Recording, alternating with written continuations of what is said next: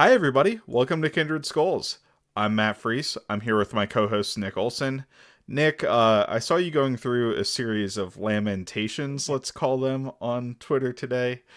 For obvious reasons, right? But I guess we're probably starting off on a sour note here, but how are we doing?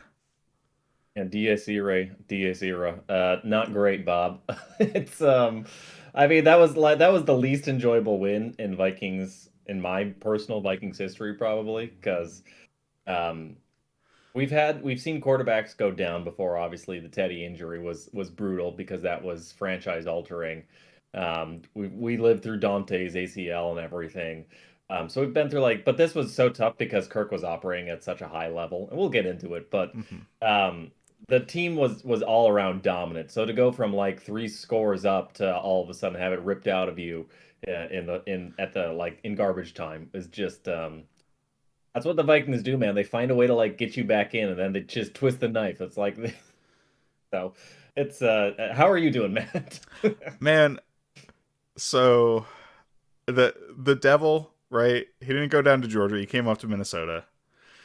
The Vikings won a golden fiddle from him, right? We beat the Packers by 2 scores. First of all, we got a 2 score win, right? And we looked dominant in a game and everything got put together.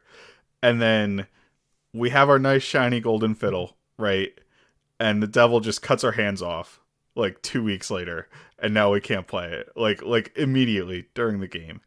It's just absolutely it was like gut wrenching, right? Because it's like first of all, Kirk Cousins was playing, I think, the best football of his Vikings career, which he's had some really good stretches. Or this is the highest level Kirk has played at throughout his career. Maybe he's matched it on a couple game stretches, but like he was really playing extremely well. And there's precedent for him for like falling off after that. So not a guarantee that this means that the Vikings were going to be like a true playoff contender, but if they were able to keep up this pace, they would have been a true playoff contender in my opinion, right? And it's just kind of over now with the Kirk Achilles injury. I mean, not, and we're going to get into Jaren Hall, we're going to get into Josh Dobbs and all that stuff, but like in the NFL, it's not possible to just go out and replace a quarterback with somebody off the street, right? You have to get extremely lucky to remain competitive. And we've seen enough of Josh Dobbs playing that I think Josh Dobbs, and again we'll get into it a little bit further, can be a player where you look like a serious football team, right? Like he can have you in games, but he's not going to be the type of player that Kirk was for the Vikings.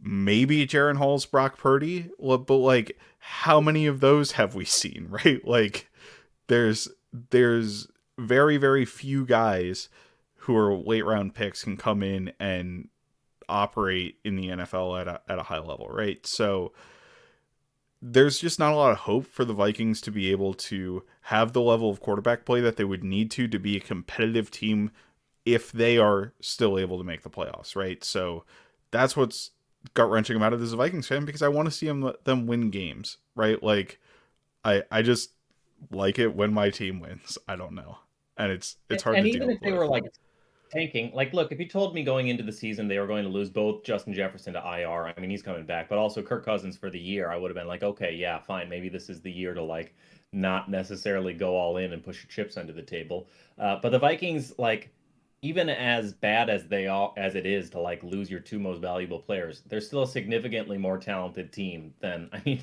you watch some of these bet like the Bears, the Packers, and I know it took a lot to beat the Bears a couple weeks ago, but like there's some really really bad football going on in the NFL right now, and the Vikings, as much as it stings to lose Cousins and Jefferson, they have a lot of. I mean, Danielle Hunter's looking really, really good. The Jordan Mm-hmm. Addison breaking out. T.J. Hawkinson, incredible. The entire offensive line looks like one of the best offensive lines in football.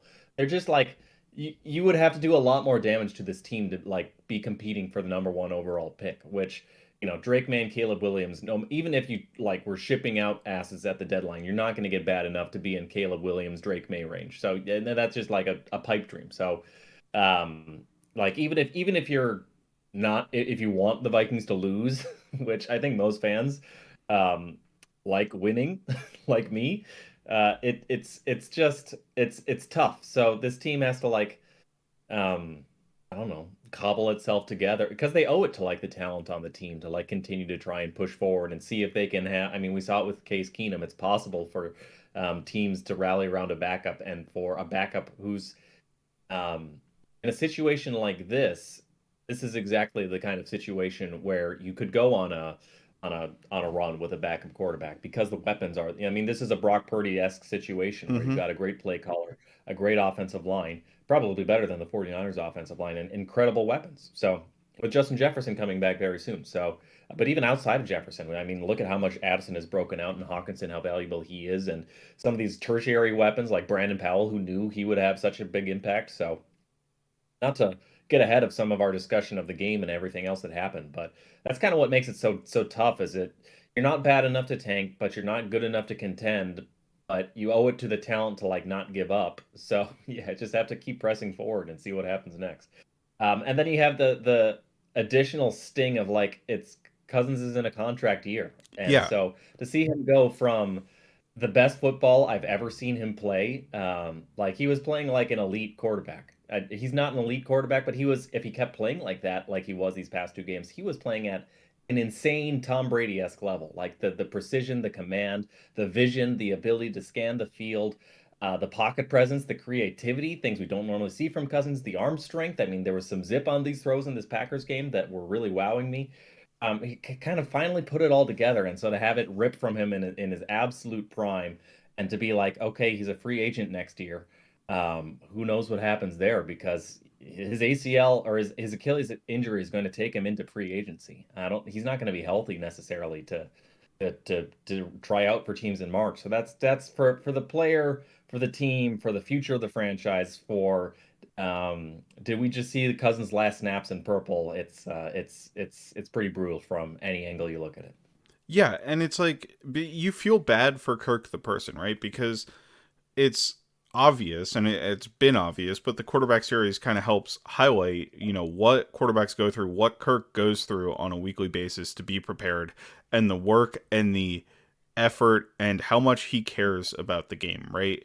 And you can see the response from his teammates as well after this game. Like, they're all devastated. They're all like, hey, like, we love Kirk Cousins, and it's just brutal to have to see him go through that. And so you feel for him as a person, you feel for him, like, not that he needs the money or anything, I guess, but like, he is a high level NFL quarterback who deserves to make as much money as possible. I'm never going to begrudge a player for trying to make as much money as possible off of the game of football, right?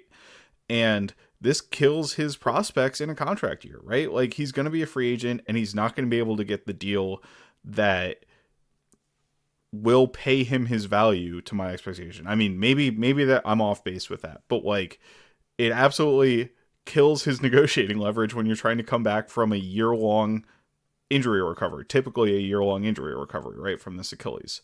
So it's rough for him all around in a contract year. It's rough for the Vikings because now you have an additional layer added to the Kirk Cousins decision, right? You're like, okay, Yeah. well, if we don't like any of the quarterbacks in the draft or we don't find another option that we prefer to Kirk Cousins, we'll investigate re-signing him. But now we have this wrench thrown into it where we don't know what his recovery from the Achilles is going to look like. So from all angles, it's really difficult for both Kirk and for the team.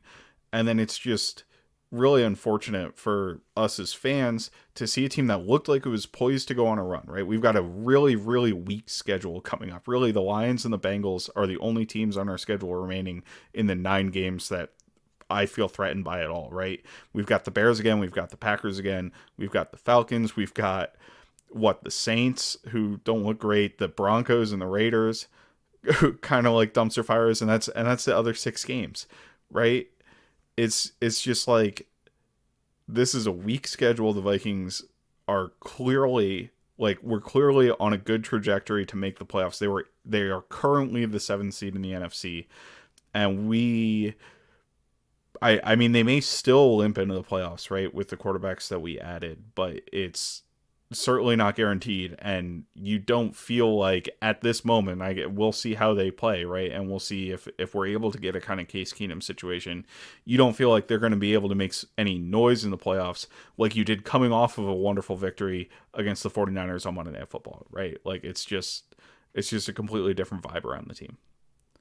Yeah, and just to put a bow on this dirge, I feel like we were robbed of seeing something pretty special. I mean, the Cousins was operating this offense at a very, very high level, and the next guy up is not going to be able to do what Kirk Cousins does. They can do things differently than Cousins. Maybe you can work in some QB running, some read option stuff, and Kevin O'Connell should, but you're not gonna. What we saw the last couple of weeks from Cousins, where he was calling in three plays and changing the play at the huddle and checking to a million different things, and every time he saw the defense in cover one, he would check to something and then chuck it up downfield and come up with these crazy plays and execute at such a high level and know exactly what he's looking for on every play.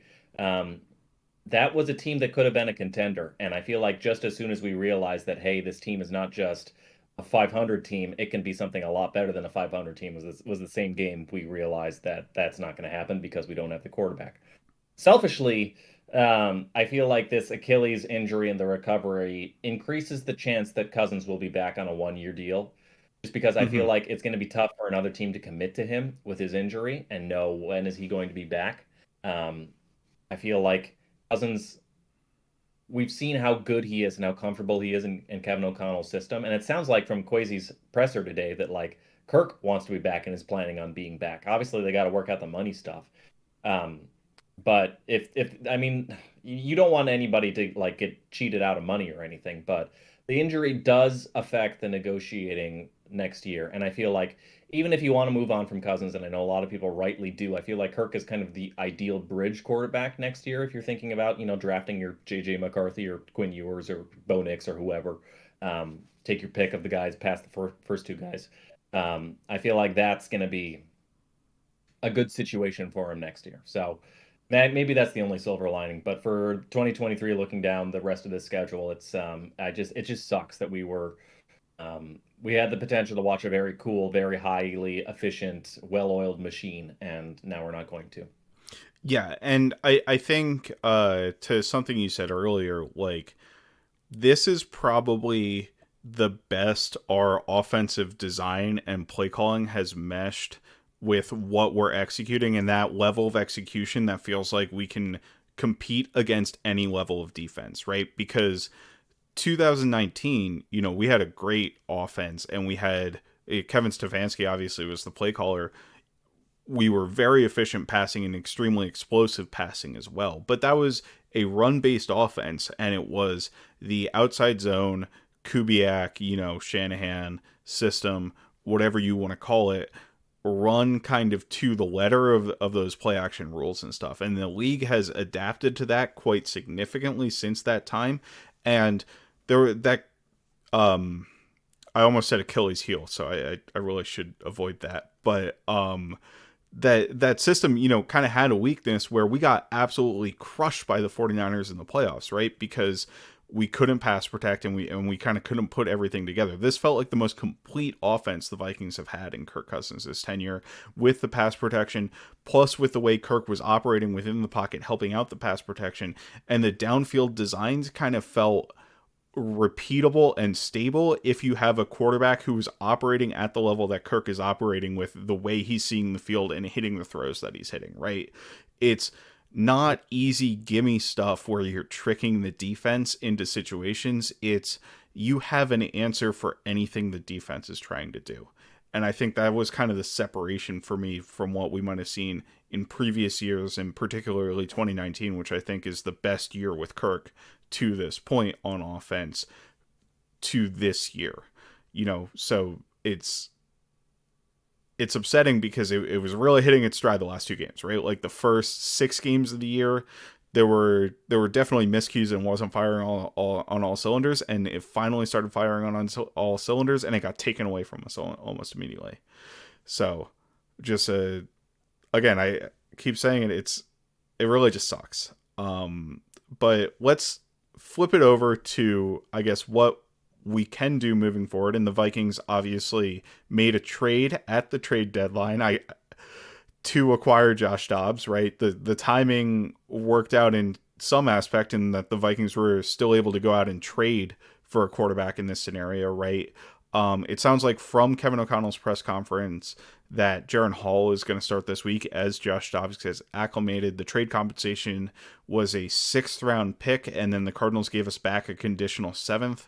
I've heard different things on the conditional 7th. I'm not sure exactly what it is.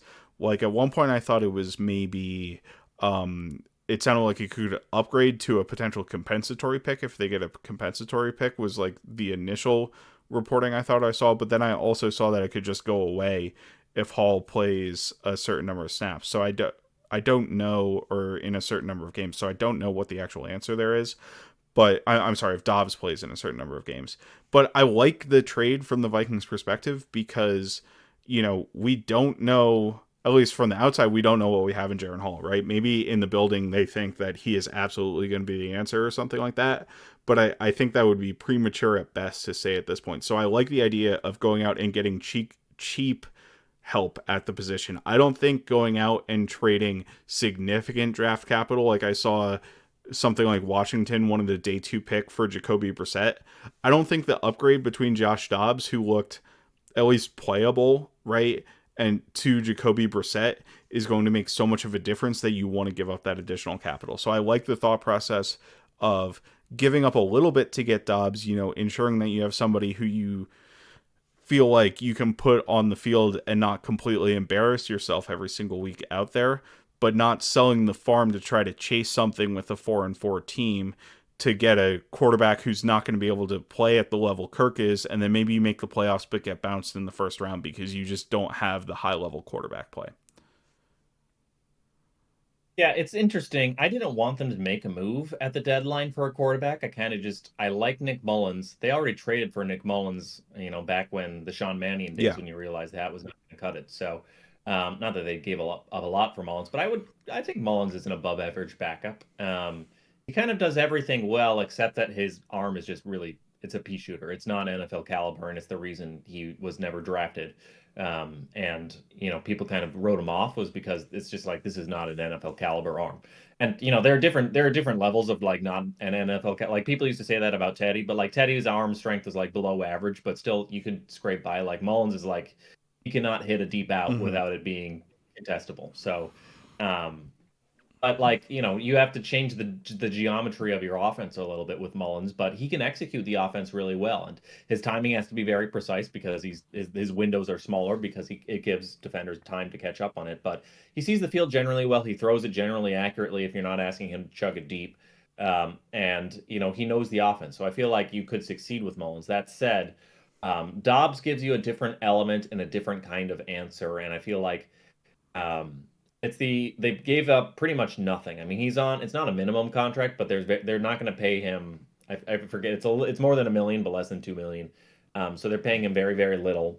So free from that perspective, and also free from the perspective of it sounds like the Vikings gave up their 6th and they get back the Cardinals' 7th that can become somebody's 6th. I don't know who's 6th. I think it might have been the But Falcons' 7th. Okay. In any case, But it's a pick swap, and it sounds like from Schefter I saw that it's a 7th that can become a 6th based on Dobbs playing time or something, which I assume means like if he doesn't play, then um, it becomes a 6th because otherwise, if he plays more, that means they should pay yeah, right, less. I, right. They should and pay any more, yeah. But the pay Vikings more. Thank you. pick isn't conditional from any reporting, so the Vikings aren't going to end up giving up any more than a 6th-round pick for Dobbs, which I think is kind of a win. In any case, like that's a 6th for a 7th is about the lowest price ever, except I found out now you can do a 6th for a 6th. So if it ends up being a 6th for a 6th, that might even actually be like Dobbs for literally actually like negative money. But what I like about Dobbs is he is um cut from the Brock Purdy mold of like, yes, he's a backup, but like he doesn't think as a backup. He's not a game manager. And in fact, he will turn the ball over, and that's a problem with him because he Yes. thinks he can do things that he writes checks that his arm can't cash, but he's not like, checking things down and looking to the flat because he knows he can't push the ball downfield. And he's not an elite athlete or anything, but he does bring a zone read option. You can design your run game a little bit around him. Again, he's in the same way that he writes checks with his arm that his arm can't cash. He also writes checks that his legs can't cash either in the run game. So he's not like he's in that weird twilight zone of quarterbacks where he's too good to be a backup, but not good enough to be a starter. So I like him as an option in the mix, and I'll be interested to see if they roll with him next week, if they're going to give Nick Mullens the reign, if I mean, Jaren Hall gets a little bit of an audition here, and yeah, he's a fifth round rookie, but he's like an old rookie. So, well, maybe he can. This will be, an opportunity for him to run with it. So I feel like they've gotten options now. Um, and the other thing I like about Dobbs is he's kind of a mercenary who's picked up a lot of different playbooks before. Obviously, like the Ryan Fitzpatrick factoid about Josh Dobbs is that he was studied rocket science in college and is an actual rocket engineer or rocket scientist. So, Yeah. and that translates, like he's like a super genius, whatever, like a NASA internship, Okay. and he picks up. Look, I've got an engineering degree. I'm not going to say it's easy. It's a lot of math. I don't think the skill set, like, people love parroting that. I don't think the skill set it takes to get an engineering degree matches with the skill set it takes to be an NFL quarterback. Like, just the way you have to process information is entirely different from being able to sit down and like actually think about things, right? So Yeah, I my point do is want to more put a that stop to that. It's kind of ridiculous to me. Matt won't stand for this engineering slander. No, my point is he's had to pick up a lot of playbooks before. Like when the Titans picked him up for that playoff game, Yeah. like off the street, like boom, it was not a Josh Freeman game where he did not know what he was doing. He knew what he was doing. So I feel like if you're gonna pick up a quarterback mid-year and throw him into the fire, this is a guy who's at least shown that he can pick things up very quickly on the fly before. So I like that about him. I don't know. Again, like I think some people are writing him in with Penn as like the Vikings starting quarterback going forward. I would not be shocked at all if he doesn't start a single game for the Vikings this year, just based on the compensation and the fact that I'm just high on Mullens. I think Mullens is a good quarterback when he's healthy. And I feel like Hall is going to be given a chance that, if he comes out and plays well, we saw him in very limited snaps week one, but they were calling like the full playbook and not just the run out the clock playbook with Hall against the Packers, in part because I think Hall is a legitimate candidate to be the quarterback going forward too. So Hall's going to get, a dress rehearsal chance to be the quarterback too. So, I like Dobbs. I feel like he's an intriguing mix. He certainly brings a different kind of running element than the other quarterbacks we've seen under Kevin O'Connell. I wouldn't write him in with Penn, but I like the move. It's like I said, it's like pretty costless. If nothing else, you get a decent backup.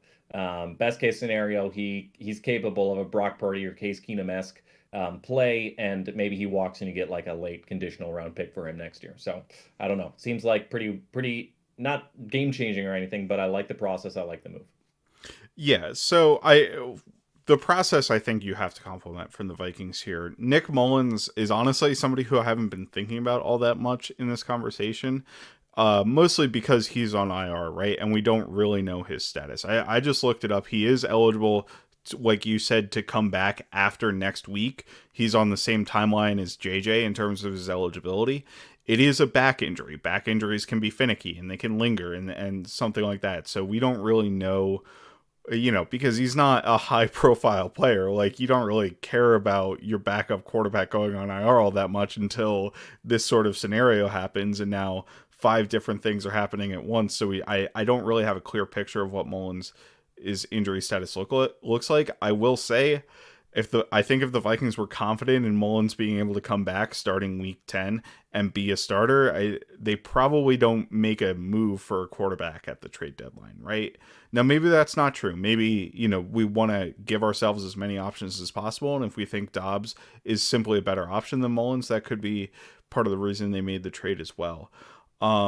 to your point with Dobbs, like I haven't seen a ton of them. I watched the QB school video that came out. It's certainly worth a watch. JT O'Sullivan always does great work. I've seen red zone stuff from him, and I also watched pretty significantly the Cowboys game which is the only game the Cardinals actually won.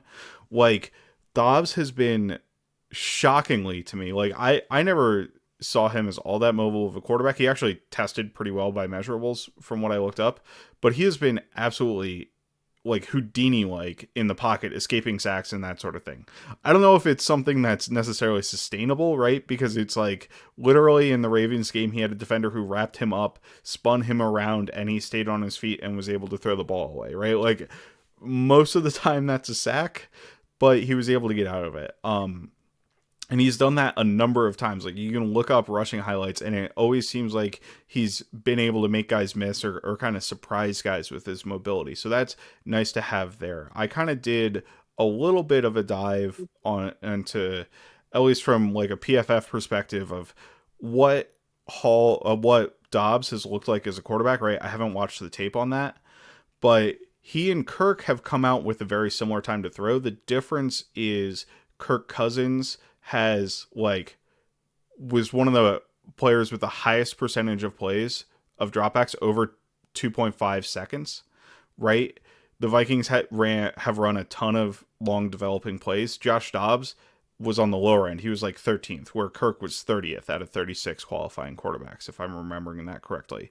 So to my guesswork there is that the Cardinals were running a lot of quick game with Dobbs, and then he's time to throw was inflated by like long scramble plays where he ended up throwing the ball late, right? Whereas Kirk, it was kind of, he was operating in rhythm most of the time. There weren't a ton of scrambles. It was just like his dropbacks were longer than you see in most because of longer developing plays down the field. The Vikings haven't run a ton of quick game this year. So that difference was kind of interesting. Jaren Hall as a quarterback obviously is also pretty athletic. He ran a pretty significant amount of quick game at BYU. So I think from a quarterback perspective, like the profiles of Dobbs and Hall are pretty similar to me. It's kind of weird to me for Dobbs in general, right? Because he was drafted in 2017, and prior to this year, he had fewer than 100 passing attempts in his career, right? Really the only significant starting time or the only significant playing time he'd seen at all came last year in those two Titans weeks, where again, he played pretty well. Like he's been thrusted in these situations in a week, and he's played, maybe not to the level of a player you want to pay as a starting quarterback, right? Like I don't think you look at his play and say, okay, that's somebody I want to sign to be my long-term starter. But it's certainly better than we've seen from a number of players who are currently starting in the league too, right? So it's kind of one of those situations where it's like, hey, this guy, he's not terrible. So it'll be interesting to me to see what the Vikings want to do. Obviously, this week, if we do start Hall against the Falcons, we can get into the Falcons game later. I'm very interested to see how he does and if he's somebody we might be willing to start moving forward for the rest of the season. So, anything on the offense, like to me, right, I think the Vikings are probably going to need to run a lot more quick game. I think some of the things that we were doing with Kirk that was really, really good, we're not going to be able to do. Like in this Packers game, Kirk was hitting the backside of plays with dig routes, like backside ins. I think it's a water route from Shanahan, right, where it's a dig to the backside of the plays with regularity, and that's something that I'm not confident either Dobbs nor Hall can do on a consistent basis. So the Vikings are going to have to change that up a lot. I don't love the idea, like people always talk about with mobile quarterbacks, like get him on the move, get him rolling out. Like rollouts are kind of dead to me in the NFL right now. Like opponents, and we saw it with Hall in the game. We saw it with Kirk in this game. Like Kirk adjusted really great on a rollout where he was basically dead to rights, right? Hall on a rollout, he was dead to rights. He quickly processed it and dirted the ball, and I actually give him a lot of credit for that. The other one, he hit KJ for a short route, but you're not getting these consistent chunk games off of rollouts like every single time. It's not automatic like it used to be. So I'd like to do more straight drop back play action like we have been doing with Kirk, and like has been getting guys wide open in those scenarios as well. So I want to continue to do that. I want to run more quick game. I don't think the offense is going to be as efficient or the passing game is going to look as good with either of these quarterbacks for what we've lined out with how Kirk is going to play. But I think we can still put together a solid offense. In the run game, I mean, the run game has kind of come and gone. We'll get into it a little bit later in the Packers game. I think it's more how the defenses play us than anything else. That's not a great sign for the run game moving forward because I think, teams are going to focus more on stopping the run if they're less worried about the quarterbacks that we're putting out there. But we're just going to have to rely on the weapons. And if, Dobbs and Hall are willing to give guys like Addison and Hawkinson and Justin Jefferson, once he comes back, one-on-one shots, which I think they should be able to do, those guys need to execute, and I think they have the talent to do so, right? Like, the Vikings have a very strong offensive supporting cast, particularly once Justin Jefferson gets back. You have the best wide receiver in the NFL.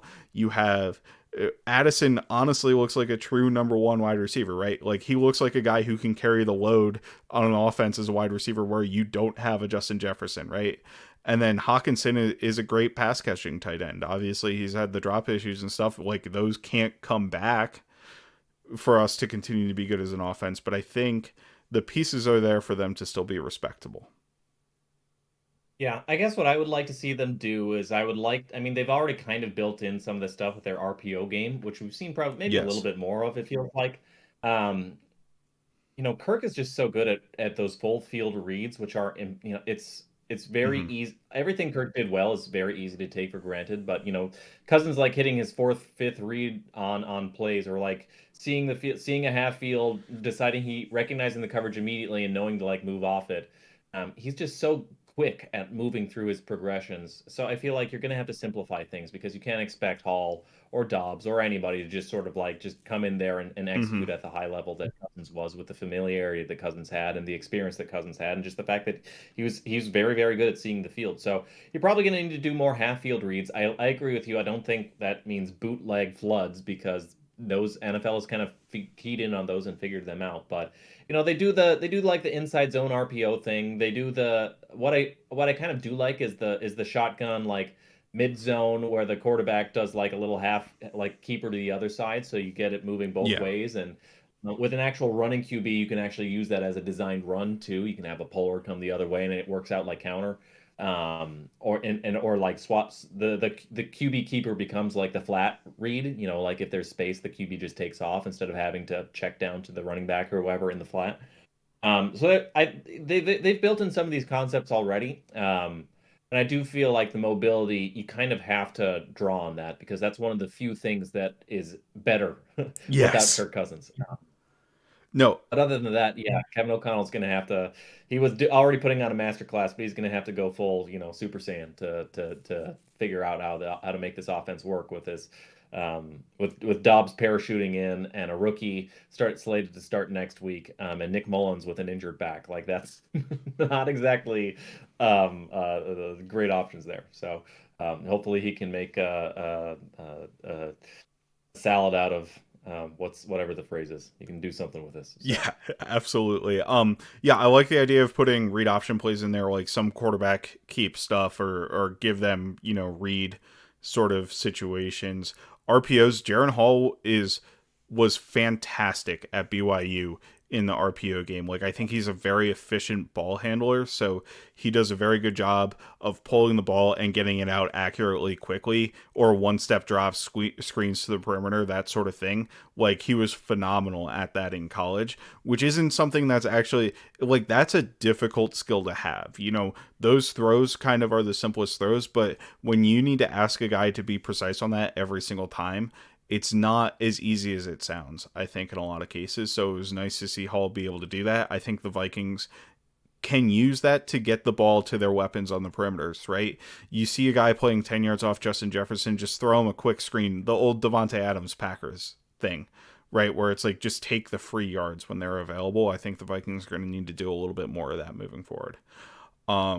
There is one other piece of trade news that the Vikings got in at the trade deadline. That's Ezra Cleveland being traded to the Jacksonville Jaguars. We got a sixth round pick. It is Carolina's sixth round pick, so it's going to be pretty high up in the sixth round.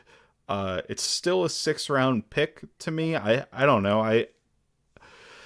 I don't see that pick as valuable enough to offset the potential injury insurance that Ezra Cleveland offers. And also, like maybe you get a comp pick. Now, the Vikings may envision themselves as buyers in free agency this year, right? And not eligible for comp picks among the comp pick formula. But like, just a 6 round pick is not a lot for a guy who I think is a starting caliber guard. Like, he's not a Pro Bowl guard. He's someone who is fine. Maybe you want to replace him down the line. He's probably not someone you want to pay a significant contract this coming year, but I think ultimately, like, I would have rather kind of sat on him and taken maybe a comp pick rather than trading him at the deadline, right? Like, I like what I've seen from Dalton Risner. I don't know if Dalton Risner's better than Ezra Cleveland. I think they kind of are on the same level and a little bit different flavors of player depending on what you like. But it'd be nice to have the insurance like Dalton Risner was insurance when Ezra Cleveland got hurt. If Risner gets hurt again, or Ingram gets hurt, or somebody else ends up having injury issues, like, missing Cleveland kind of hurts the team, I think, a little bit.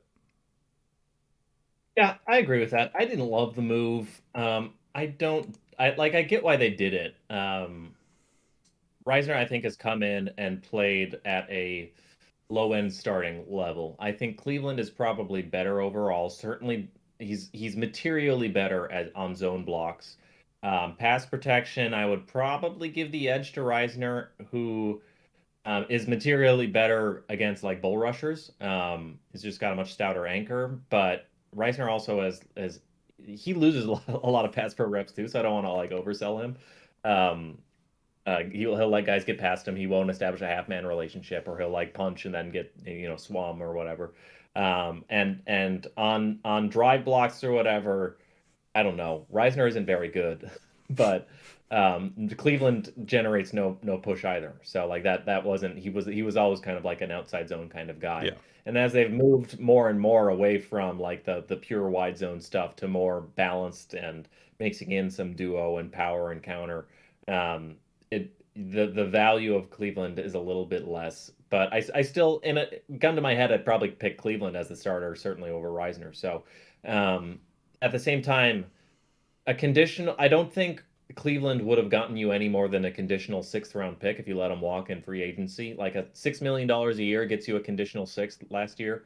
I'm not sure Mm-hmm. Cleveland gets to 6 million. I mean, the contracts for left guards are kind of funny. You got like Quentin Nelson getting 20 million a year because he's like incredible. Yeah. But then there's a very sharp drop off, and it's like left guard 10 makes like $5 million a year. So is Cleveland going to get that much money? Yeah, probably, but like that gets you a conditional sixth round pick. And the big thing about conditional picks is like they have to stay healthy. They have to play enough snaps. They have to get the right Mm-hmm. amount of money. And most importantly, you have to not sign somebody to an offsetting contract. So if you count on like, oh, we're going to have so many conditional picks, well, then you go out and you sign other free agents and it all cancels out. Then you don't get a conditional pick. So that's kind of the it makes sense. And the fact that like the conditional picks obviously come after that round has Yeah. ended. So a conditional six is functionally an early seventh round pick. So you move up a few spaces or you guarantee a draft pick compensation, whereas before you may or may not have actually gotten anything for Cleveland walking away. I think it makes sense at the margins. I get it. I don't love it because it makes the team a little bit worse, I think, in the short term. But I do think on balance, the assets coming in are you're improving things, but also like it's so negligible. Like a few Yeah. moves up in like the sixth or seventh round. Like I don't really care that much about it. So it's a little too galaxy brain for me. I would just like stick with the player who you think is better. But at the same time, like Chris Cooper has done like a bang up job with the offensive line. So if he's going to bat for Reisner over Cleveland, like yeah, defer to the O-line coach. So yeah, it's maybe that's too much ink spilled on something that I don't feel strongly about. But yeah, I'm fine with it. I don't love it, but whatever. I do think it does slightly. You get a slight return on your investment for the deal. So I get it. Yeah. Like, what we get is probably better than the comp pick like situation that we would get if he left in free agency. Also, it's hard to get too worked up to your point because, well, this obviously signals that they weren't planning to re-sign Cleveland after the season, right? So, you get what, half a season of him, like, where I don't think it's worth crying over that too much. At the end of the day, like it makes the team a little bit worse. We lack some injury insurance. Now, granted, Chris Reed is supposedly coming back as well, so that helps us a little bit there. I think Cleveland's a better player than Chris Reed, or Chris Reed would have been starting all of last year, right? So like that, it's not like that's a 1-to-1 replacement for Cleveland, but it helps soften the blow a little bit too. And it's a 6th-round pick for a player, who we didn't expect to be back next year, I think, at this point. So it's really not it it doesn't move the needle much either way for me, kind of ultimately. So why don't we get into the week 8 game? We've Now we're talked in. a lot about Kirk. We've talked a lot about the team moving forward. I think it's worth it to go through and just talk about what Kirk Cousins was able to do in this game and the offense in general, particularly the passing game, was able to do in this game as kind of a final send-off for Kirk for the season. You want to go ahead and start with some of your favorite things that you saw, Nick? I mean, there were so many. This was, I know we said last week that like that was maybe the best game Cousins had ever played for the Vikings. This was a better performance than the 49ers Yeah. game. There was like one mistake, the early like throw that he didn't see the hook defender dropping back, Mm-hmm. and so he threw an interceptable pass early on. After that, it was banger after banger after banger. Like the 49ers game, like he sailed that one end zone pass. There was like a check down in the 2-minute drill that he didn't need to but like this game, it was like there were so many good plays. The first one that comes to mind is one of the first ones in the game. It was the first third down, and um, they Cousins comes out and he sees it's third and long, and he sees that the Packers, I believe, were in man coverage, and so he like Yep. checks to a play that is designed to beat man coverage, and Jordan Addison was running a slot fade. He was matched up against Jair Alexander, and Cousins sees it, checks it, looks to Addison, throws the fade, the slot fade out, and it was just like a perfectly thrown ball. And to see that pre-snap and to be able to execute it on post-snap was really special. On that same drive, And to be clear, again, that was the play where the Packers got the helmet-to-helmet penalty. Addison ended up dropping the ball because he got hit yeah. illegally, but like it was a 26-yard gain without the penalty, and they still got the first down on penalty. On that same drive, I mean, I'm just going through my list of things where I was like, Sure. wow, this was like a special Kirk play. Um, they didn't end up converting, but Kirk checked to a screen against like a cover one blitz. And so again, we saw this. That was a big play that set up a 49ers low red zone opportunity last week. And Cousins' ability to sort of pre-snap, snuff out and smoke out these blitzes and then call screens into the blitz. I think is something we're going to not get from the next guy. Yes. That's just elite veteran quarterbacking.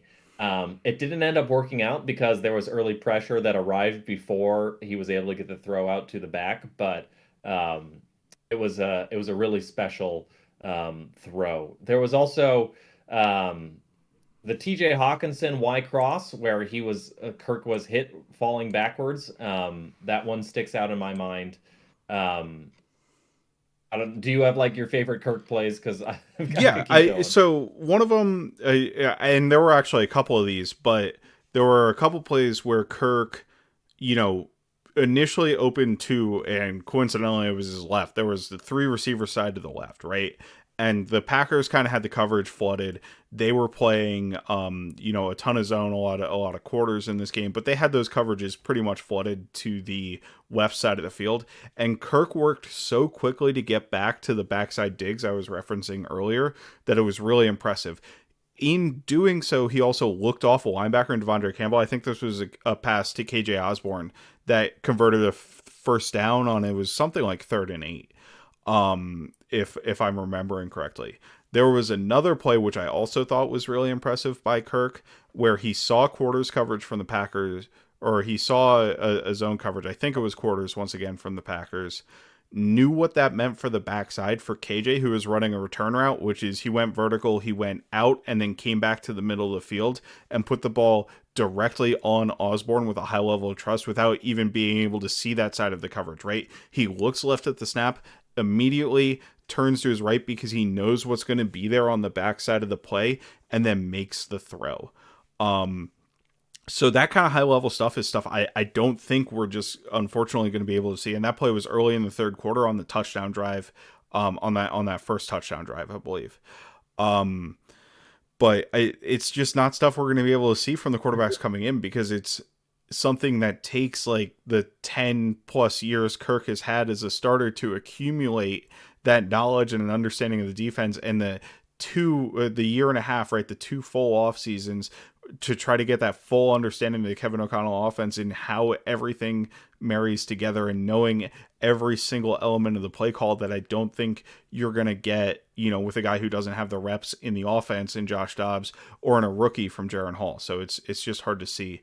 The other two things I loved from Kirk in this game are actually back-to-back plays that we never see from Kirk, which is like an improvisational playmaking side, right? The first one was just a simple check down. It didn't even go for much, right? But he like shuffle passed the ball forward, right? He kind of just flipped the ball forward to Madison, I think it was, on a check down, as he saw pressure to his right, immediately worked through it, had two guys colliding on him in the other direction, right? Like, that's something I talked about this earlier in the year in the Chargers game, where he wasn't able to do stuff like that and Justin Herbert was, and that's what the difference was between the two in that game, right? The very next play, Kirk gets flushed out of the pocket by pressure again, and he makes a play to his right. Like, he sees the pressure, is able to get past a defender, and while he's scrambling, throw a good ball on the run to Powell that Powell wasn't able to bring in. So those two plays just stood out to me as like, oh, we're getting improvisational Kirk in this game. Like, I can't, like, can you name another game where he's really improvised to at a significant level in his Vikings career? Like, I can't think of one off the top of my head. Like, and that's part of what stings too, is we got to see a side of Kirk that like I cannot recall seeing at all in this game. You already mentioned it, but there was also that boot flood where it was a naked boot and immediate pressure from the defensive Yeah, lineman, and Kirk backpedaling, sidearms a throw to like Madison, like off his back foot. Like these, it's like these are the kinds of things you draft like a youngster to say like Kirk can't do this, but like Kirk was doing it all game. yeah, A few other ones to shout out, like in the in memoriam. The Addison slot fade where he roasted Jair. Obviously, great route by Addison. Nice job by Kevin O'Connell, set it up because Addison lined up in the backfield to run that little wheel route or seam yeah, route. and the setup there is Jair thinks it's going to be option, right? Because the Vikings run wide receiver option coming out of the backfield there, and he just runs straight. So that he was kind of flat-footed, and it was a great play call and a good route by Addison too. Like, he roasted Jair on multiple occasions in this game. But I'm shouting out Kirk because the ball placement was pretty perfect too. And there were just, Cousins was accurate last week, but he was pinpoint this week against the Packers. That was one example because he's got a lofted in over Jair's head, who still, despite getting beaten, was in solid trail position, and then the safety's coming over from the other side too, because it was in the I don't know if it was the red zone or close to the red zone, but in any case, like tight coverage, not in the middle of the field or anything. There was the pass to Addison that was like Kirk just fired it in there into like not quite triple coverage, but like Addison like stopped in the middle of three guys, and Addison wasn't it. It was a contested catch, and I'm not going to begrudge Addison for not being able to hold on to it, but Kirk being able to like find that thread that needle, and like that has to be right in there, or that's an interceptable pass, like a footer to the left or the right, and that's like a red zone interception. But instead, it drills Addison between the Yep. numbers. There was the biggest play of the game for the Vikings was one of those like deep mesh routes where KJ Osborne was coming across, and like Osborne was wide open, but like Kurt hit him between the numbers on that Yep. one. Like the pinpoint accuracy, which is part of what made it, Osborne got like, I don't know, 15 yards, 20 yards after the catch on that one. And it really helps when you don't have to slow down even a tick, and just can easily just, like a 20-yard handoff. Yeah. And so many good plays. I'm forgetting plenty. But it was just start to finish, like a very, very complete performance. And across different dimensions, like the vision, there on multiple occasions they were running 2-by-2 sets where they would run one concept play side and one concept on the backside, and Kirk would get to the backside and find his third or fourth option, on like one hitch, like a Yep. 5-step drop, one hitch, boom, I'm getting it to my fourth option. That's like elite level quarterback. Like you turn on the Jordan Love tape and look at how slow he is getting through his reads and how he can't like see things happen. And that's not a dig at Jordan Love. It's just watch any other quarterback to realize how special it was, how well Kirk processes this stuff. So I mean, just kind of like everything that a quarterback can do. That's like the accuracy, the velocity, the vision, the mechanics, the processing, the creativity. It all kind of came together on one beautiful moment. So again, not to get all in my feelings about Kirk losing Kirk, but a really really special game in my opinion. One of the best Cousins, one of the best I've seen Kirk play. I certainly better than last week, which we said was one of the best. So it was a really special performance from Kirk. Yeah, no, it felt like every single passing play on offense I wanted to clip for some reason or another, and a lot of time that was Kirk. Like sometimes it was the offensive design, sometimes it was great wide receiver play. Like Addison had one where he made Jair stumble right on an out route. Like that's a great route by Addison there. But a lot of times it was Kirk. And that's probably the highest compliment I can give him because it's not one I've been able to give him a lot, but it was just a great performance and both the last 2 weeks. Go back to what we've talked about this entire time on this podcast. Is just disappointing to lose him. So we kind of talked about the receivers. I mean, I love Jordan Addison's game. I do want to kind of move us along a little bit here just because we're running pretty long. I wanted to get into Hall's play a little bit. He did get 5 dropbacks in this game. I thought that was pretty aggressive from Kevin O'Connell, honestly, right? Like he was passing the ball on second down in both of those drives. So, the first play was a quick rollout. He went short to KJ Osborne. KJ went out of bounds. He probably should have just fallen down inbounds in that situation to keep the clock running. But it is what it is. So once the ball's set in that scenario, because it was before 4 minutes left, they wind the clock anyway. So it was like a 9-second difference as opposed to like a 40-second potential difference, right? But then the second play is a strip sack. To me on that play, I'm kind of interested how you feel about it. Like I kind of put it on Darisaw. Maybe Hall got a little deep in his drop, but Kirk certainly drops back to 10 yards.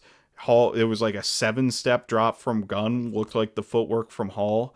And that looked right to me based on the way the receiver routes were breaking. Hall takes one hitch up to 9 yards and is setting up to throw, which is why he loses the football, right? When he gets hit to Jordan Addison, who has not started his break yet. So to me, the timing from Hall wasn't much of an issue. I don't think he dropped too deep. Like DJ Wanham's first sack against the Packers on the defensive side of the ball, we'll probably get to him in a little bit. But Jordan Love dropped to 12 yards and stayed there, right? This wasn't a situation like that for Hall. He dropped to 10 yards, hitched up to 9 yards, and was ready to throw. So I know a lot of the times Kirk stays at 8 yards in the pocket. I don't know. Maybe Kirk would have done a better job stepping up, but to me, like it was pretty clean footwork from Hall specifically. And I got some pushback because I think people like Darisaw when I posted about it, that like it's on Hall, like Kirk wouldn't have had this, the play needed to develop faster, but I just don't think that's true from looking at the play, to be honest with you. And it's a loss that we can put on Darisaw in this respect to me, which is rare, right? But it still does happen to him, I guess. Yeah, fully agree. It was a play action 7-step drop, so you're asking a lot from your tackle there to Mm-hmm. like be able to cover that much ground. But and you could if you were looking for excuses to defend Darasai, you could say like, oh well, Halls could have tightened up the footwork or whatever because he could have taken choppier steps or whatever. But like Hall's to me, I'm watching the play right now. Hall's footwork looks completely fine to me. Yeah. I don't see an issue, and Darasai just gets beat around the edge. I mean, from out of his head, he takes an angle set and he's beat out of his set and he's leaning and he gets beaten around the Well, edge. and the So other thing to me is like Preston Smith was able to turn and almost fully come upfield in that situation. Like it's not like Darisaw had it protected to 11 yards or something, and he kind of pushed Smith by, but the quarterback was still there, and Smith ran right into him. Like Smith fully turned the corner on him. So to me, that's kind of a loss yeah, from the tackle. And Derisov's punch is kind of landing like outside his chest Yeah. plate. It's like almost at like his armpit or whatever. So like I'm sorry, Derisov just beat on this play, which is like don't get me wrong, I'm like Derisov's biggest stan. I like and I'm always trying to get him like Yeah. trending on Twitter talking about how great he is. But like yeah, this is a strip sack and it's Derisov's fault. And I do not fault Jaren Hall at all for this one. I mean, does he keep two hands on the ball? No, he's turning back to throw it. So yeah, I don't Yeah. think he has two hands on the ball until he starts to throw it. So, which, by the way, I'm not sure what he was really looking at on that play. Didn't look like somebody was open. So, but Nobody was open downfield. I think he's just trying to trust Addison 1-on-1, which he loved trusting his receivers 1-on-1 in college. Granted, he had Puka Nacua, who I guess is, a top flight NFL receiver too, or whatever. So that helps, I guess, when you're at BYU and playing, nobodies. But I I don't know. I think he was just kind of trusting Addison to win, and it didn't look like Addison was going to win. So maybe we got saved an embarrassing interception as well. One thing I my did favorite, like about Hall too was how quickly he processed things. Like, I don't know. Go ahead. yeah, and I was about to say that too. On that third down he converted on the second drive, I liked that. So they come out in a 3-by-1, um, and he was looking at a post route to the plate. I think it was actually the backside post. And he saw that the Packers were in quarters, and he recognized that the quarters safety was driving down on the post to the backside. And so he realized, okay, if that safety is vacating that space to take away the post, then I can hit Hawkinson on this like skinny post glance route on And the he other looked off side. the So linebacker too. He yeah, visibly got the linebacker that's together. good stuff. Yeah, so like yeah, it's like 5 plays, but like you can tell a lot if you know what you're looking. You can tell a lot from a few plays, and I can tell that like Hall's got he's not Cousins, but the mechanics look good. The handoffs look fine, which they don't. You have quarterbacks who come in there and don't know Yeah. what they're doing, so that matters too. Like the footwork looks tight. He looks springy. He's not hitching a lot. He's seeing the field well. He's able to read, like you said on that boot concept, it was a smash route. He was able to correctly see that like the mid pointing cornerback was drifting up towards the vertical route above it. So he's making the right decisions. And he's got, arm talent and leg talent. So those are tools you can work with. We're talking about a sample size of like five. So like one interceptable pass, and this thing is like terrible. But like from the few plays we saw from him, I liked what he saw, and Yeah. I'm intrigued to see what he does against the Falcons because I feel like um, he's got a very good infrastructure around him and he's got a lot of tools. I liked what I saw from him in the preseason, but I thought he was definitely a work in process. We'll see how much progress he could have made in just the past couple months on that. But I think he's got a shot to be something interesting. I'm not keeping my expectations high or anything, but he's intriguing. And I saw something you could work with going forward, at least from this very, very small sample size. Yeah, and the screen pass he had to loft over an unblocked linebacker who had his hands up. Like, there was kind of something you could glean from every dropback that he had, and I don't think there was anything that told me this guy is going to be an abject disaster, right? When Kellen Mond got into the Packers a couple years ago, it was just like, all right, this guy doesn't have, like, it was obvious that he didn't have it, Yeah. and there's a reason he got cut in training camp before his second season, right? Like, and you see it in preseason with the Browns, like he does it, he didn't have it. um I don't think anything on the Hall tape indicates that to me, which makes me cautiously optimistic for how he might be able to play against the Falcons. Obviously, we have to see with a week of preparation, what it's going to be. But I like that O'Connell trusted him and didn't, just try to run the ball all, you know, and drop back 5 times. So we could have had 5 more rushing attempts or whatever. Speaking of the rushing game, we got a rushing touchdown. That was pretty cool. Uh, Hey. the rest of the run game wasn't great. I think part of it was the Packers were playing a lot of single high coverages, right? There was a lot of, safeties rotated down in the box, and it was hard. I thought Akers missed a couple of reads in the run game. By the way, Akers and Madison were a 50-50 split. I know the carries don't say that. I know Jonathan Vilma was like, why aren't they giving Akers the ball more? It's because Akers played half the drives and Madison played half the drives, and they just had more plays on the Madison drives. So that's kind of how that works, Vilma. Um, but I don't know. The run game kind of is what it is to me at this point. Like, I think that Madison makes good reads. The blocking is generally good, But when you have a defense that's going to dedicate to stop the run, he's not going to do anything special to make it so much better, right? You're just going to kind of hope for successful plays and win in the passing game. Yeah, the thing that struck me when I watched the all 22 of the rushing attack is they're trying to mix in a lot of different concepts. We ran a lot of wind back. We Mm-hmm. put a lot of, special sauce on our vanilla mid zone, but like the best plays that worked for them was just like the vanilla mid zone, like the mid zone weak or whatever, or the mid zone strong, or and that was like the rushing touchdown, I believe. That was inside zone, but like it's blocked up pretty similar. And it was from shotgun against a very light box, and on that play, just to like break it down, Akers was able to press the play side B gap, and get who is 7 for the Packers. That's like the guy they drafted Quay from Walker. Georgia. Yeah, and get him out of the gap, and then all of a sudden there was nobody there, and then lower the shoulder back into Quay Walker. So like Quay Walker looks bad on both occasions because he gets out of his gap and then he gets run over to Akers, pushed him into the end zone. So good run by him there. Madison also had a really good run on another mid zone, where it was well blocked, but he sort of pressed the hole well and then made a guy miss at the second level. Which I feel like you don't often see Madison juking guys, but that was a nice run for like 10 yards or so.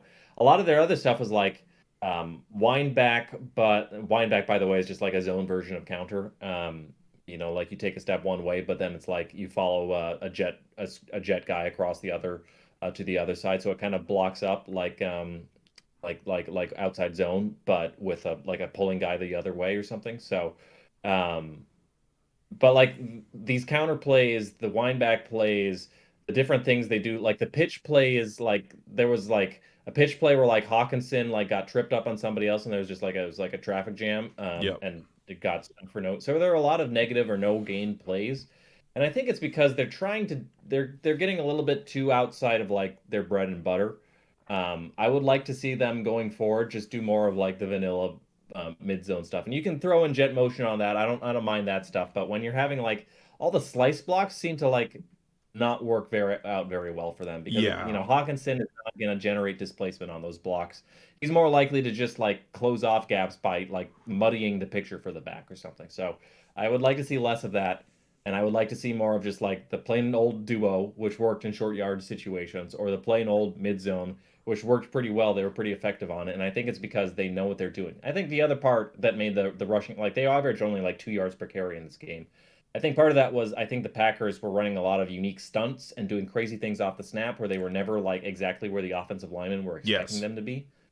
And that And sometimes made it worked out really well for the Vikings, but most of the time it kind of killed the run play. Yep, I totally agree. it was well schemed by the Packers defensive coordinator, and just made it a lot harder to like. It's obviously this goes without saying, but like if you think a guy's going to be like a one technique and after the snap he's like a 2-eye or a 3 technique, then that makes your block you approach it trying to block it one way and then you end up having to do it some way else. And um, I think the Vikings offensive line blocked are good. I don't think they block very effectively, and I think that all the run stunts were kind of part of why. So Yeah. No, 100%. So why don't we move on to the defensive side of the ball here? Um, we kind of almost completely shut down the Packers offense, in my opinion. We Packers obviously offense is a allowed mess. 2 scoring drives, but really they looked lifeless for most of the game. They didn't have a first down until their last drive of the first half, where they only ended up with a field goal. We stopped them on fourth down 3 consecutive times. I mean, if Caleb Evans doesn't play it wrong on the touchdown, in my opinion, we could have stopped them 4 consecutive times. We could have prevented the touchdown on 4th and goal. So we really, it was another excellent showing from the defense against an offense that, frankly, looked like a disaster. Like, I think that the defense overall deserves more credit for this game than they did for the Bears game, where the Bears were just atrocious. But I think there's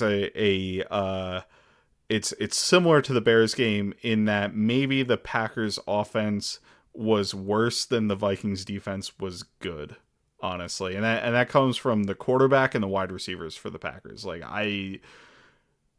I, I can't remember a game where I've seen so many off-target throws, and I don't know if that was because the receivers in the wrong spot or the quarterback's just not accurate. Like Love just can't throw the ball accurately, but it was awful. Yeah, it was this offense is a mess and they don't know what they're doing. And like there were so many like basic execution errors that are Yeah. like this guys, this is the NFL. Like, what are you doing? Like that opening drive where they ran a screen except there was nobody to catch the screen pass. It's like, what are you guys doing? Which And that by the was way one of turned out Love's best plays of the game. Ultimately, like it got called back because of the ineligible player downfield. But Love had like two plays in this game where, he got all the Mahomes comparisons and coming out right. It's like he had two plays that were like the Patrick Mahomes nonsense, right? That makes you absolutely lose your mind if you're on the defense because you're like, we had them dead to rights and they made it, right? The problem is Love had none of the other good stuff that Patrick Mahomes does, right? Like the improvisational plays. I guess he's kind of got like two of those a game in him, and everything else is bad. yeah. The two compliments to the Packers offense. One, I think their backs are really good.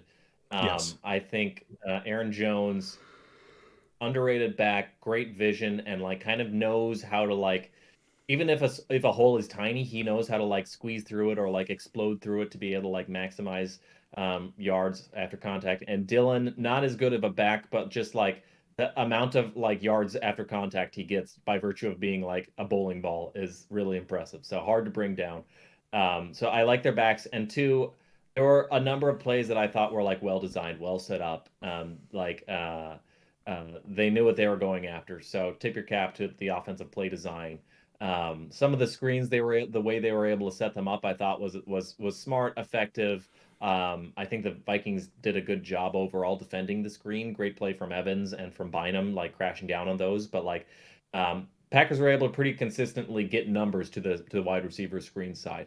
And they were running like pick routes, slant flats, or variations on slant flats where somebody would pick plays, and then you saw that came back to burn them when they got like called for offensive pass interference on one of those. But like, I think they came into the game with a good game plan for stopping the crazy stuff that Flores does and the crowding he does by the line of scrimmage with the zero looks and stuff. So I think they maybe I wouldn't go so far as to say they're well coached because I think execution errors are part of on coaching, but like from a schematic game design perspective, I liked a lot of what they were doing and what they were coming up with, and even like the game management stuff. Like when the Packers were down multiple scores, you could tell like even like late second quarter, early third quarter, they were go go go, hurry up. Yep. Let's try it. Like if you can come up with a Packers comeback, it comes by virtue of like scoring as fast as possible. So like LaFleur's use of it, like his timeouts and stuff, I thought all that was like good. It's just the fact that like the Packers team is very young and they make a lot of errors, and Jordan Love is he's got a lot of talent, but it kind of he's 4 years in, but he's still really raw in a lot of ways, or like not processing very well, Mm-hmm. or making a lot of mistakes, or not like able to operate at like making full field reads very quickly or anything. So, um, yeah, that's me trying to give compliments to this Packers offense, but really, like, yeah, they were a mess, especially the receivers. Like the amount of like drop passes or mistakes they were making is just like this is not. You guys need some help there with your pass catchers. Yeah, certainly. And it's kind of hard to tell, like, whether a lot of those near misses, I think, for their catches were like Love being inaccurate, which I think it very possibly could be, or are the receivers in the wrong place? Like, I don't know which one it is. I'm sure the Packers know which one it is, and I'm sure they're not happy with that situation there in Green Bay. So we kind of talked about that. I think there were a couple of very cool things from the Vikings, some standout performances. The first one to note is Josh Metellus' interception. We've talked about Flores dropping from that hawk look, right, where you have all the guys on the line of scrimmage into a play. In this scenario, it was Tampa 2. In some situations, Metellus has dropped all the way back into a deep third for cover 3. This was a Tampa 2 zone. And what ended up happening is Love tried to beat it with a throw that was he would have really needed to thread the needle hard to Jaden Reed, with Metellus dropping Tampa 2 underneath it, and then I think Evans was able to come over the top by the time the ball got there. So if Love had thrown the ball a little bit further, I think Evans might have been able to make a play on the ball as well. But Metellus does a fantastic job of attacking the ball at the catch point from Evans, ripping it out, and coming down with the interception, right? Like, this is a play that at the very minimum would have not been a catch because of how Metellus approached it, right? Because you get your hand in the exact right spot. Now, granted, if the receiver, sometimes the receiver can make a spectacular play and you just get beat. I think that happened maybe by Mike Evans on Byron Murphy in the year, earlier in the year, where like somebody still ripped the ball down, or maybe it was Mike Evans, or maybe it was like Mike Williams or something in the Chargers game where somebody just ripped the ball down when a guy had his hand basically through, his arms. But Metellus makes a great play on it and turns it into an interception. So that was awesome to see. Love those play designs for Flores. Also of note, Flores only blitzed 40% of the time, which might be his lowest rate. I mean, it's still like the highest rate in the NFL period, but like it might be his lowest rate on the year as Vikings defensive coordinator, which is pretty absurd. But I do think flooding the coverages a lot helped confuse Jordan Love, because to your point, they had some answers for that zero stuff. There was a really cool screen design, I think, that they put together that was an answer for some of the zero stuff, that basically put Patrick Jones in a bind, and he wasn't able to do anything with it. He just kind of went after the passer rather than going after the running back, which I think he should have done. But I credit Flores for realizing, Love might be able to respond to the blitz, but he can't really work through these coverages and make plays consistently. So I like it from him. Yeah, and just one other point on the Metellus interception. What I really liked about that was it was drop 8 Tampa 2 from that zero look, but Metellus was in the A gap and he was Yep. wound up like matching Jaden Reed, who's like a 4-4 wide receiver downfield. And granted, the ball was not like perfect, so that probably gave Metellus a little bit of an edge to catch up. But the fact that Metellus, who's a safety, is lining up on the line of scrimmage in the A gap and is able to like match downfield with a Mm-hmm. fast wide receiver downfield and be able to make a play on the ball, like just to be able to make that a contested would be impressive enough as the pole runner, but to be able to like snatch it out, take the ball away. That was really impressive. I thought Metellus had a great game. He Yeah. also had that early on in the second drive. There was a crosser, I think it was Musgrave, and he was able to like. It looked at first like Musgrave might have had a half step on him, but he was able to contest the catch point and make it a pass Break it breakup. up. And then there was also a really good screen that he was able to snuff out, by driving his blocker backwards, and sort of force the runner to cut back and wind it up as a no gain. Which, when you have a numbers disadvantage, that's a really impressive play to be able to do. So shout out to Metellus. He's functionally like our nickelback or starter or whatever. He plays every snap on defense. So you think of him as like a guy who works his way in a little bit, but with the way the Flores does his defense, he's basically starting all our snaps. And I think he's kind of showing why he's earned that with his versatility and the things he's does and the way he's able to match up on tight ends, the way he's able to blitz, and the way he's able to read screens and read plays. So good player. Yeah, no, for sure. DJ Wanham got 2 sacks. It was 1 solo sack and then 2 half sacks in this game. One of the half sacks was definitely a coverage sack. Honestly, kind of both of them were. But the individual sack, he was chipped. He ended up beating the tackle around the edge. I mentioned Love fell back, dropped back a little bit too far.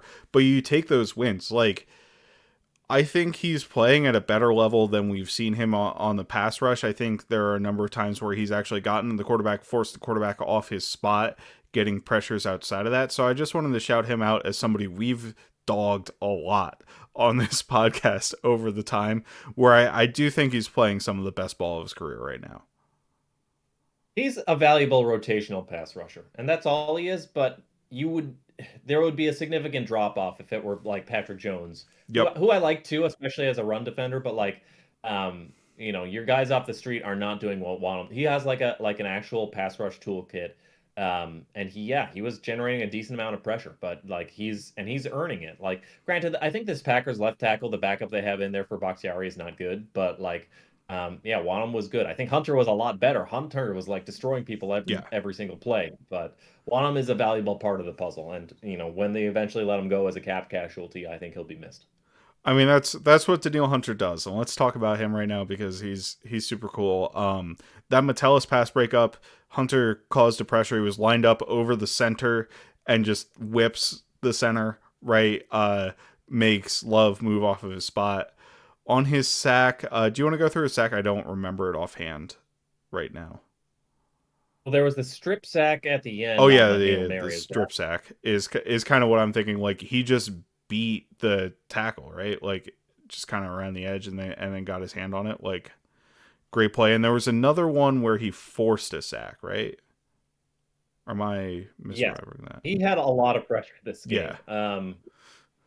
There was the one where Hunter did like a double spin move and it caused Jordan Love to fall over, Yes, which he that didn't get one where he credited forced him for to the move sack. up in the pocket, and that was the shared sack between Phillips and Wanham, where it's like he spins to the outside, he spins back. Yeah, yeah, that play was very cool.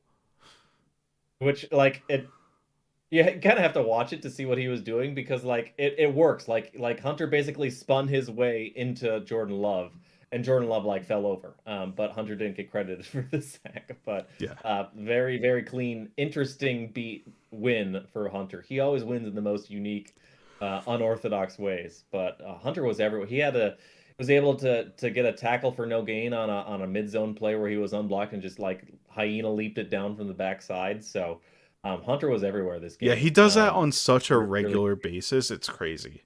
Like the burst it takes to be able to chase down the backside of that play, which is what he did. And granted, Jones cut it back, so it makes it a little bit easier. But the design of that play is so the cutback can hit before the backside defensive end who's unblocked gets up there. And Hunter just makes that not an option for the offense, which is pretty cool. And then the oh, last, go ahead. we haven't even shouted out like one of his best plays of the game, which was on the screen where he forced the fumble. He was able to like chase it down and make the play from behind Yes, and force the fumble out of. Is just that what you were just about to say? the hustle play. I wasn't about to say it because I'm kind of going a little bit loopy here, but that play was awesome. Now that I'm remembering it, like, and of course the Packers recovered immediately, right? But like, just the total package from Hunter, from the run defense stuff that we talked about. I mean, he destroys tackles who try to block him in the run game. He's able to defeat blocks from linemen. He's able to run down things from the backside when he's unblocked. Like he's a monster in the run game. His effort is ridiculous on like every single snap that gets downfield, as evidenced by that forced fumble. And then he just is the total package as a pass rusher too. Like just everything you can want in an edge rusher. That's what Daniel Hunter is. Yeah, blue chip player. Um, Last player I wanted to shout out on the defense is Harrison Phillips, who I thought had a great game. The Packers' first third down, he shut down by a tackle for loss. Now they screwed up the blocking assignment for sure because he was completely unblocked on that play. But on the goal line, he made two great plays back to back to stop runs. To end up forcing that first down. The first one he just surfed under the tackle and made the stop in the backfield. I think the second one he pushed back the tackle or like beat Elton Jenkins or something to make the play. Um, Bullard played great in run defense as well. I think he's really showed out pretty well in run defense. Phillips also pushed the pocket on a couple snaps too as a pass rusher. Like he gave us some pass rush juice from the interior that we lack. Jaquelin Roy also played a handful of snaps, but he made a nice play on that run stop on the goal line as well. So like Jaquelin Roy has flashed like at least one play in every single game, and he's not getting a ton of snaps. So I like to see that from him, from the rookie as well. Yeah, Phillips though especially deserves a shout out. I mean, the Packers were in a lot of like third and one, fourth and one situations, and Phillips was single-handedly coming up with a lot of those Yep. stops. And you're right, he also got some pressures as well. So that was good to see. One guy I will negatively shout out is I thought Evans had a terrible game. It was Yeah. he got beat a number of times. Um, like in man coverage, like quick out routes or curl routes where he was making zone turns, he wasn't reading the route well. He was late to respond to it. There was one time where like he responded as if like he were having to carry a vertical route in man coverage, and instead it was like a quick out, and he was like way off, like not close. He had the fade route in the end zone that put all of that Phillips work to naught when Yep. he didn't turn his head around and committed defensive pass interference. And it was just like egregious. So uh, uh, he did have some nice plays, coming down against screens and stuff. But like the number of times I saw Evans just like playing too far off, late to respond to things, and then making a zone turn and stumbling back to like rally to make a tackle was disappointing. And As good as Murphy has, and Blackman had a really good game too, where he kind of had back-to-back forced incompletions. Hmm. It was disappointing to see Evans kind of not at his best. So hopefully he cleans it up. Yeah, I will say I thought Blackman had his best game. Obviously, he didn't play a ton in the previous two games, but like I was pretty disappointed with Blackman early on. I thought he was responsible for a lot of the misses in coverage. And Evans, like I don't think Evans a is like not startable, but he's not, a plus starter at this point in his career. I'm hoping he can develop into a bit more. And Byron Murphy I think is just very, very good. I don't know if you have a different read on him to me, but like he's been extremely sticky in coverage throughout the season, which I think is different from the perception a lot of people have because his PFF grade is like garbage. Which I don't really understand what they're watching in that case, but who really knows? Um, I think we can wrap it up on the defense and kind of wrap up the Packers game here and get a little bit into the Falcons game. I don't think we need to go too heavy into the quarterback. From the Viking side of things, I think we've covered that pretty strongly. But I do want to talk a little bit about we're getting former Minnesota Viking Taylor Heinicke starting for the Atlanta Falcons, right? Could have been in 2017 or I guess 2016, if he had not had that issue right before the season where he like severed a tendon in his ankle by breaking into his own house or something like that. You know, uh, Desmond Ritter just can't stop turning the ball over, so he ended up getting benched. Greg's not here, but if he was, he could go on a truly legendary rant about how Arthur Smith uses his weapons in Kyle Pitts and Drake London and Bijan Robinson, which is to say he doesn't use them, or at least doesn't use them enough, right? His infatuation with the likes of Jonnu Smith will be a mystery to all of us. Uh, Anything that scares you on the Falcons offense? Anything like, do you think the Falcons are going to be able to move the ball effectively against the Vikings defense, or do you think it's kind of going to be a shutdown battle? It's interesting. I think they have a lot of talent on the offense, and it's just a question of can Heinicke come in here and make something out of it. Obviously it was back to back to back top 10 picks with these elite skill players in Kyle Pitts, Drake Mm-hmm. London, and Bijan Robinson. And all of them, I think, it's funny, like none of them are necessarily producing, like you would hope if you're a fantasy footballer, like none of them are pretty, but I think their talent on the field kind of speaks for themselves. Like Drake London, I feel like is a young Mike Evans, just a Mm-hmm. very talented big wide receiver, he's athletic and he moves in a special way for a big guy of his size, is like a true prototypical X. Kyle Pitts, in addition to the elite athleticism, is able to make plays on adjusted contested catches and play like out wide like a wide receiver, but also line up in line and is a capable blocker in those situations. And Bijan Robinson, I mean, I think everybody's seen him at this point, but if you haven't, he's just the complete total package as a running back. The vision, the elusiveness, the quickness in his cuts, his ability to line up and run routes or do things as a runner after the catch. Just a very, very complete weapon. Really fun player to watch. Taylor Heinicke is another one of those backup quarterbacks who plays like he's not. He's Yes. got some.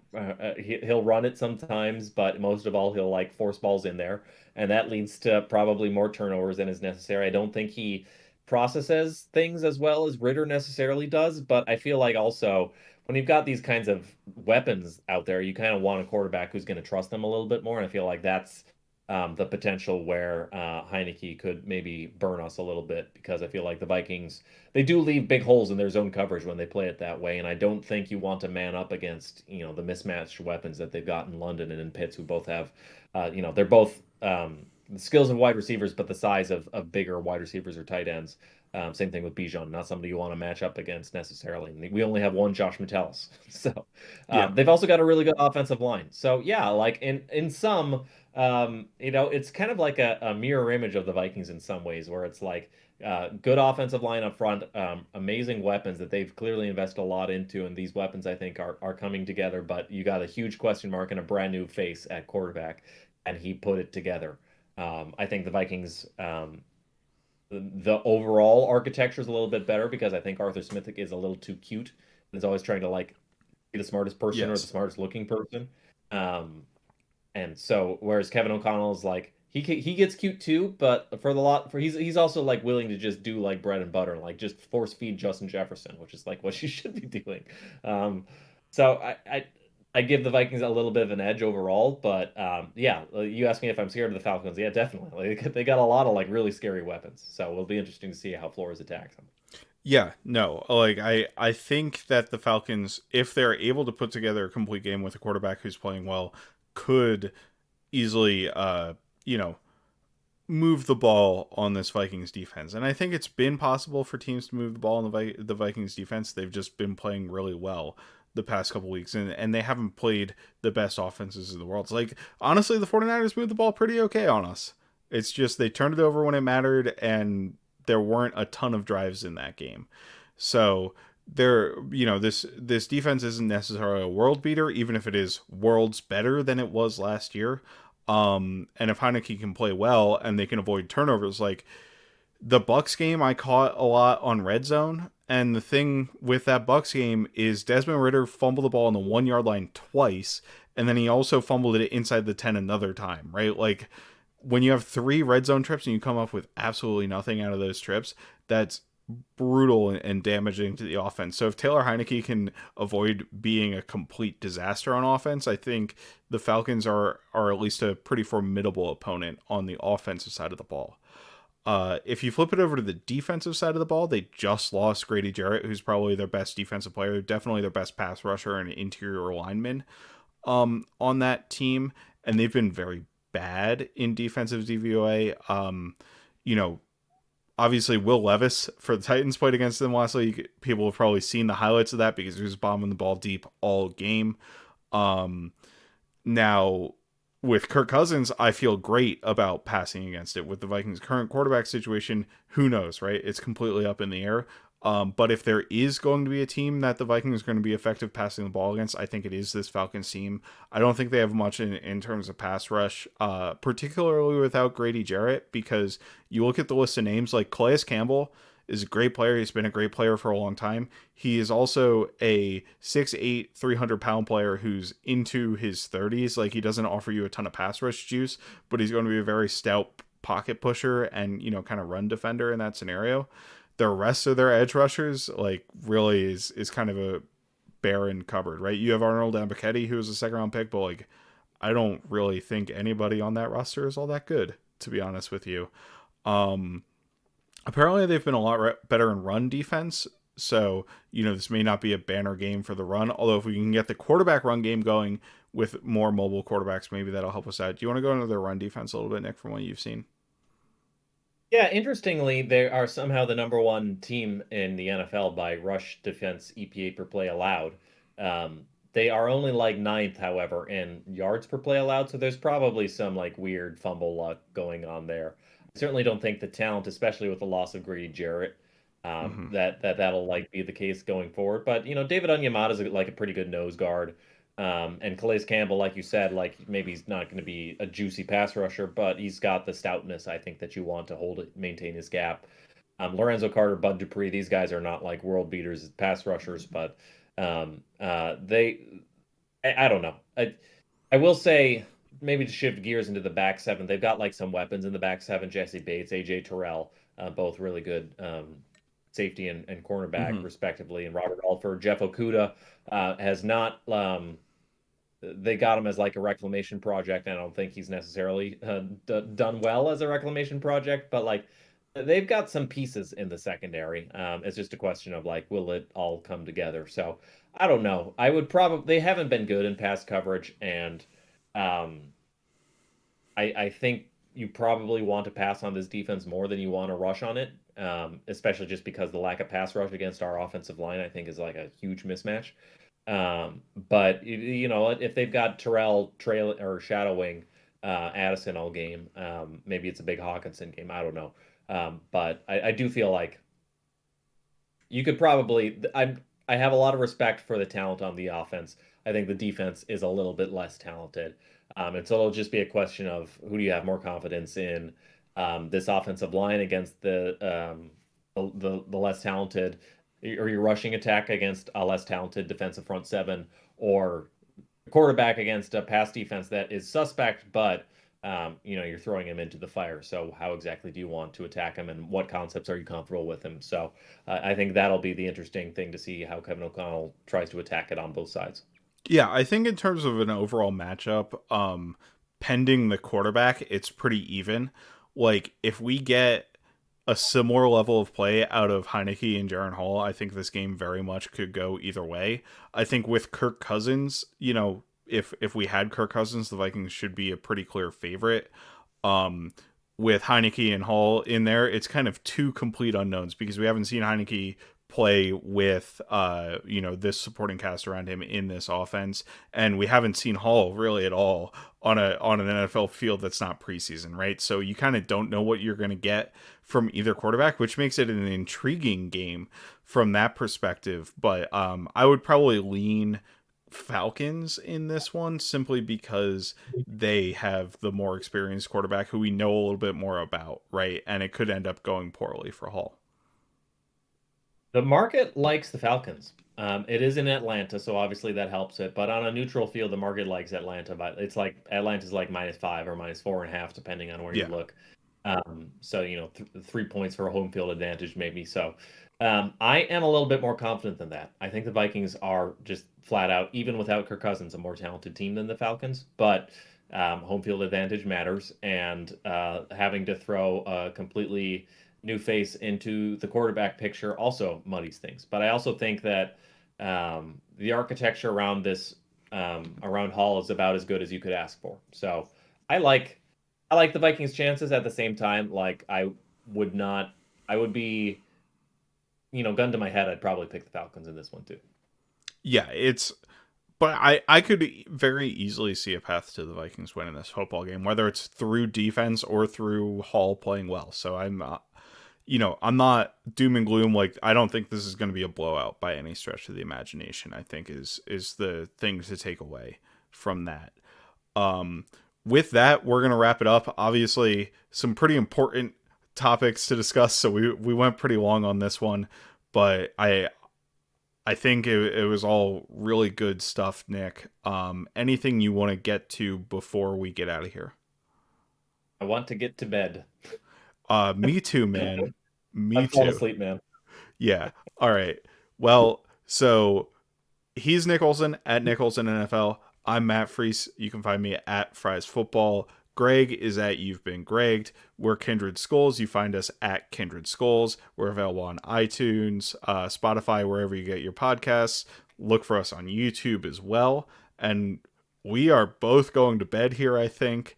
With that, Skull Vikings. Goodbye, we love you, and good night.